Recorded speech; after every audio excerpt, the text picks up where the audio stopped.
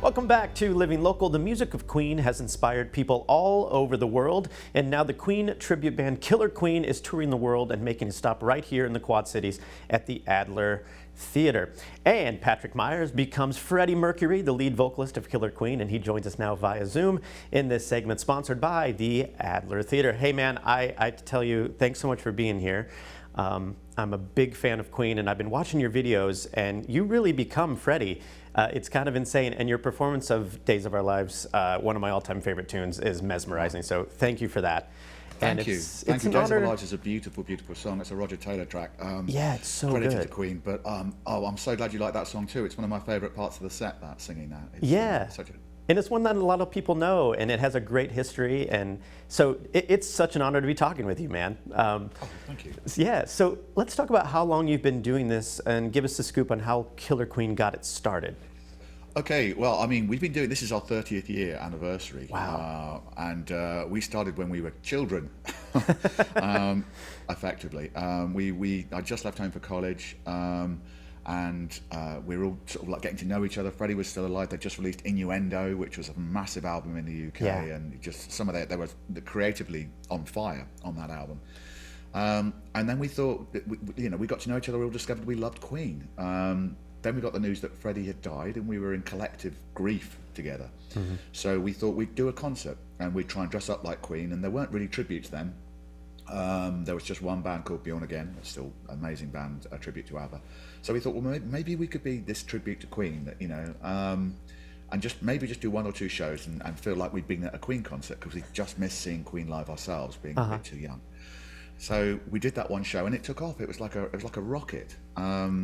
So we started we got a whole tour of England within a week of that first show. We were touring all up and down a few weeks later, and then we started to go to the West End. Got in touch with us, so we're the first tribute to ever play the West End, which is like Broadway. Yeah. And then abroad started getting in touch. We started winning awards and things like that, which was amazing. And then the arenas. The most amazing thing was the arenas that Queen played. Yeah. With Freddie at their peak, got in touch with us and said, we like what you do. Would you want to do your show on a massive scale in an arena? And we went, yeah, of course we would. Yeah, of course. So we started playing the same places that Queen played themselves, which was a blast. And then America got in touch, and it was Red Rocks, and they said, we think it's time for your debut in America. Would you like to headline at Red Rocks?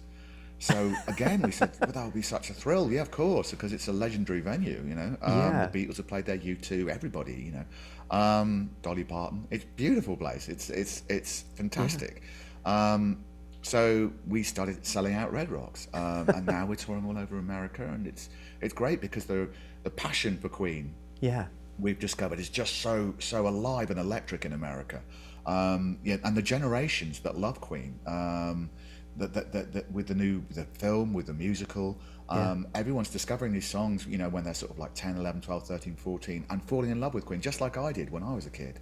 Yeah. So it's brilliant to be able to share this music and have a great time and put on a show and make people really happy. Make people have a ball. And you play a lot of big arenas and stuff now, but I got to wonder, do you ever get a chance to play like a smaller venue and in a more intimate setting these days? Oh yeah, of course. Yeah, I mean, we don't exclusively limit ourselves to arenas at all. We want to play as many places as possible, reach as many people as possible. Okay. But we want to make everyone, if it's a 700 theatre or a 2,000 seat theatre or whatever, we want to make them feel like they're at an arena, and having an epic experience that's just transformative and cathartic and fabulous and fun, Yeah, and so I love this story too. Your song, The Real Life with Fatboy Slim, how did that come about? And were you shocked when that hit #1? I was delighted.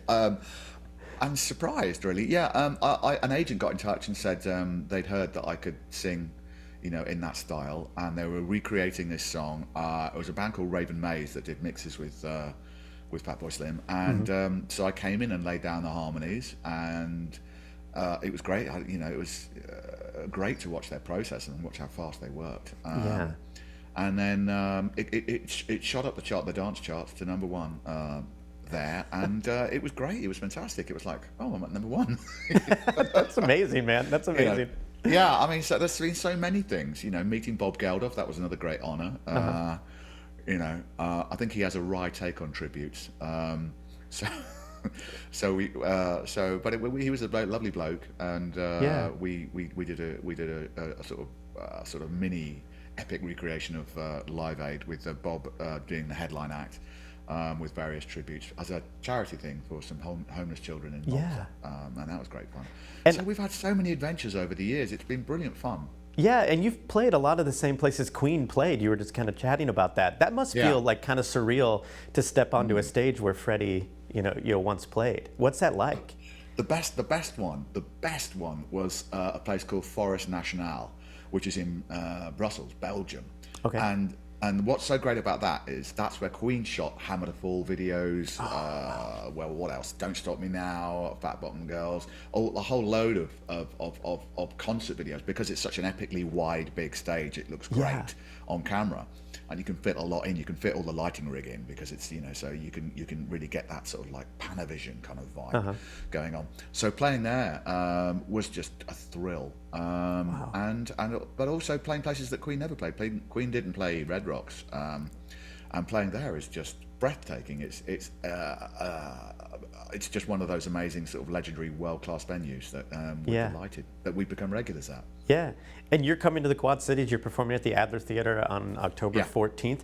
What can the audiences expect when they come see the show?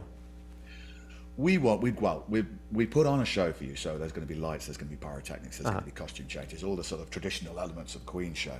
But we want the audience to really come and become part of the show themselves, so that they're singing and dancing, having a great time, throwing their hands in the air, and having we want to try and give them the best night ever, and we don't care if it's a Wednesday, it feels like a Saturday night, or whatever date we're playing.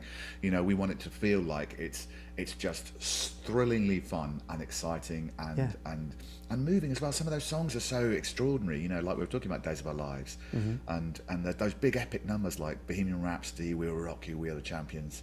They're such a delight to give to an audience, because they set an audience on fire. Yeah. Oh, it's I can imagine like what it's like for you guys to experience a lot of because Queen is not just it crosses the ages, man, and generations, and that's so fantastic. Yeah, go ahead, man. Absolutely, we get grandparents with their grandchildren and their parents.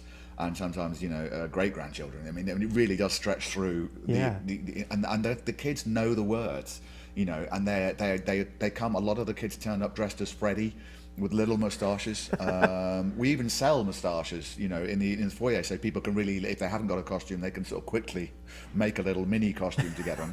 So there's a whole sea of audience, all with their little Freddie moustaches and their hands in the air, just going. It's great. It's great fun. I love that. So yeah, it does cross the generations, and it's great to give. There's very few things that do that, these days.